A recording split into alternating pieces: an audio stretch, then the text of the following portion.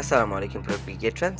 দর্শক, গতকালকে আইপিএলে মুখোমুখি হয়েছিল লখনৌ সুপার জায়ান্ট এবং কলকাতা নাইট রাইডার্স, এবং সেখানে Kolkata night Riders batting bowling দুই বিভাগেই আধিপত্য দেখিয়েছে এবং দুর্দান্ত কিন্তু একটা জয় তুলে নিয়েছে শাহরুখ খানের দল।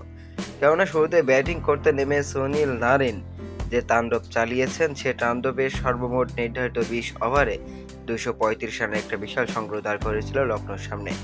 মূলত এদিন নারায়ণ ছিল অন্যরকম। 39 বলে 81 রানের একটা বিধ্বংসী ইনিংস খেলে কলকাতা নাইট রাইডার্সকে বিশাল একটা সংগ্রহ এনে দেন এই ওয়েস্ট ইন্ডিজের বামহাতি এই ব্যাটসম্যান।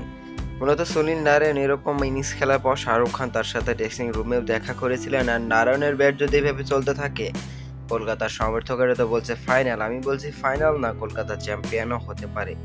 তবে লখনৌ সুপার জায়ান্টের ব্যাটাররা পুরোপুরিভাবে হতাশ করেছে এদিন, কেননা মাত্র 137 রানের মধ্যেই কিন্তু তারা অল আউট হয়ে গিয়েছে, আর যেখানে কলকাতা নাইট রাইডার্স 98 রানের একটা বিশাল জয় পেয়েছে।